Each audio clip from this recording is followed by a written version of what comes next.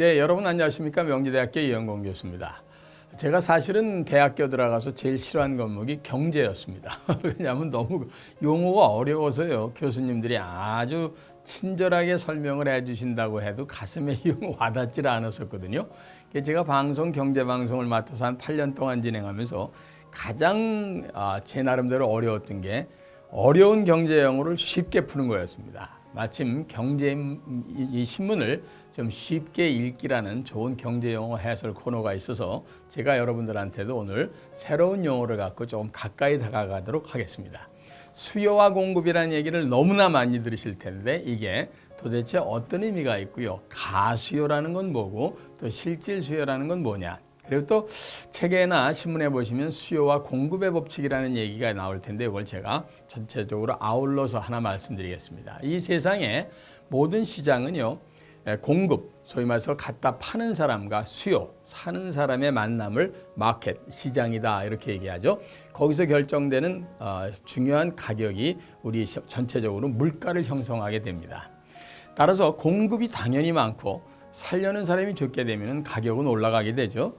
반면에 살려는 사람이 많고 공급이 딸리게 되면 당연히 이건 또다시 가격이 올라가는 건 당연합니다. 그런데 반면에 공급이 많고 살려는 사람이 적다. 그럼 가격이 떨어지는 것 또한 너무나 당연합니다. 따라서 수요와 공급은요. 어떤 의미에서 보면 경제의 기본 중에 기본의 법칙이다. 따라서 수요와 공급이라는 걸 가지고 풀면 웬만한 경제 문제가 다 잘 보일 수 있지 않나 생각이 됩니다. 서울의 집값이 비싸다 강남이 하는 이유는 강남으로 오고자 하는 대기 손님들이 많이 기다리고 있기 때문입니다. 당연히 서울에 집을 살려는 사람이 없으면요, 당연히 서울 집값 툭툭툭 떨어집니다. 시골의 임야값이 싼 이유는 시골에 있는 산을 살려는 사람이 거의 없기 때문입니다. 그죠? 그래서 우리는 수요와 공급 양쪽을 늘 쳐다보시게 되면 경제의 큰 흐름을 대강 여러분들께서 잡으실 수가 있게 되는 겁니다. 이때 가끔 정상적인 수요와 공급이 아니라 가수요라는 걸 가지고 시장이 왜곡되는 경우가 있어서 중요한 단어니까 살짝 보실까요? 영어로 speculative demand라고 그러는데 이건 무슨 뜻이냐면은 누가 진짜 수요 쓸 것이 아닌데도 이게 올라갈 가능성이 있다든지 해가지고 미리 물건을 잡아놓으려고 사람들이 시장에 들어옴으로써 순간적으로 가짜 수요가 생기는 걸 가수요다 이렇게 얘기합니다. 좀 뻥튀기 한 거죠.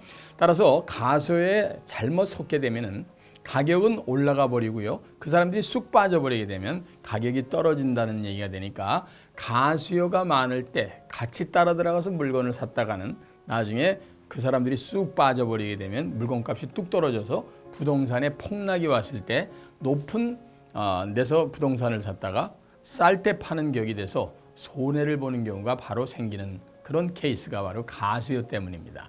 이 가수요라는 거는요.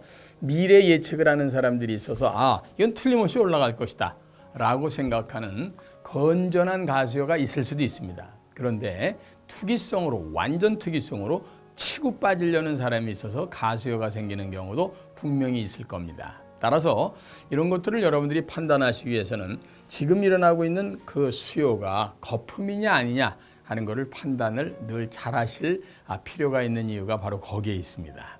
이런 가수요라는 용어에 거꾸로다가 반대되는 용어가 바로 실질 수요라는 거죠. Real demand라고 합니다. 실질적으로 일어나는 수요니까 이건 아주 솔직하고 정직한 수요를 얘기하는 거죠. 대한민국의 국민들이 타야 될 자동차의 양이 딱 정해져 있습니다. 어떤 면에서는. 그런데 어떤 사람이 이상하게 자동차를 한 대밖에 가질 수 없는 사람이 두 대를 사게 된다고 그러면 그거 좀 이상한 거 아닙니까? 그렇죠? 한 사람이 한 가구에 두 대 정도 예를 들면 이렇게 딱 적당한 양이 있는데 그거를 넘어가게 되면 이게 가수요에 해당되고요. 실질적으로 필요한 거를 사게 되는 걸 우린 실질 수요다 이렇게 얘기를 하게 됩니다. 따라서 실질 수요를 가만히 들여다보고 있을 때 우리는 지금 현재 마켓의 상황은 시장의 상황은 정확히 여기쯤 와 있구나 하는 걸 느낄 수가 있다는 뜻입니다. 이와 같이 수요와 공급에 의해서 시장의 가격이 출렁출렁거리는 것을 경제학에서 우리는 법칙을 하나 만들어 놨는데 그걸 수요와 공급의 법칙이다 이렇게 얘기합니다.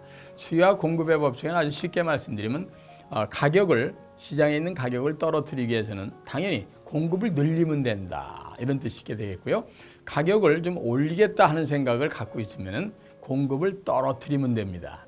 따라서 이거를 기업의 경영자 입장에서 보면요, 시장에서 너무 우리 가격이 너무 최고예요. 너무 낮게 책정돼 있어요. 그렇다면은 생산량을 줄이면은 당연히 쓰는 사람과 생산량의 부족함이 만남으로써 가격이 올라가게 됩니다. 그런데 그런 판단은 자기 혼자 살 수가 없죠. 경쟁자가 어떤 생각을 갖고 있느냐에 따라서 다를 수 있습니다.